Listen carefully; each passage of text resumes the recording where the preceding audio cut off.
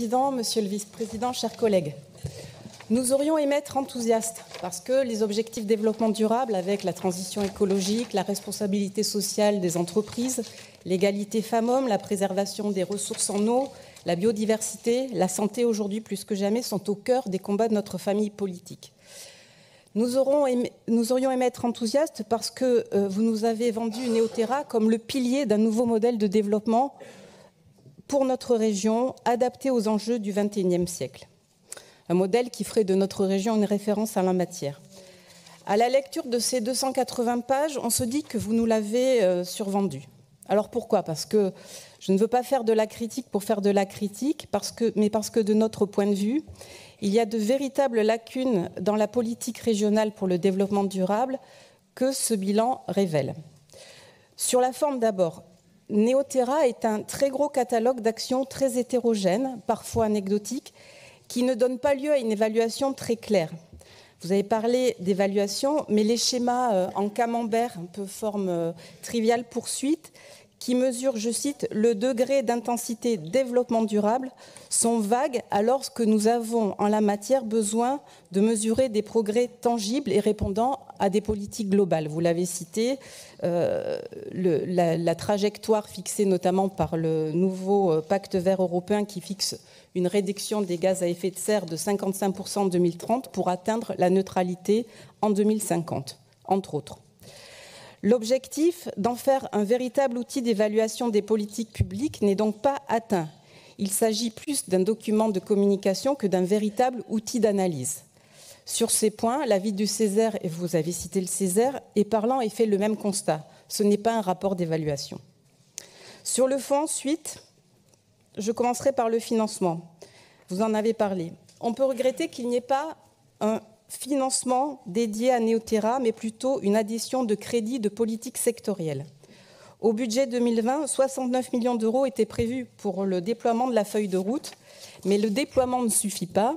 Or, il avait été évoqué de recourir à des obligations vertes au débat d'orientation budgétaire 2021. Qu'en est-il aujourd'hui ?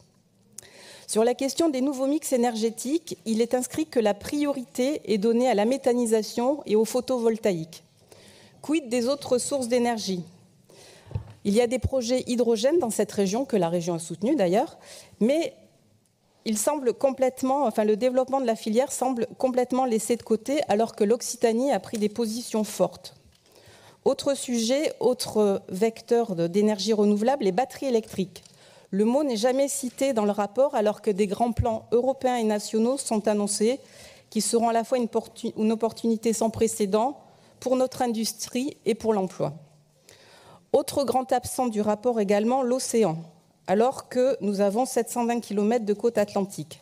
L'un des seuls chapitres qui lui est consacré au tourisme durable, qui est important bien sûr, mais il y a tellement à faire en matière de nouvelles énergies, d'innovation et de préservation pour la lutte contre le changement climatique. En février prochain aura lieu le One Ocean Summit à Brest pour parler à l'échelle internationale de ces enjeux des océans. Comment prendrons-nous part à cette réflexion?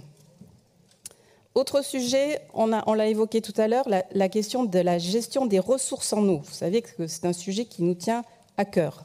On aurait pu attendre plus dans ce rapport sur cette question. Il y a 4 projets qui sont évoqués sur le territoire régional en 2020. Comment allez-vous évoluer en la matière avec cette nouvelle majorité? On a parlé tout à l'heure des événements très graves qui s'étaient produits dans les Deux-Sèvres, sur les bassines notamment. Je pourrais continuer sur l'implication citoyenne notamment, sur l'importance de développer des mécanismes incitatifs comme celui de l'État qui met en place des plans d'épargne avec des fonds destinés au financement de la croissance verte. Je pourrais continuer, mais on voit qu'il y a beaucoup à dire.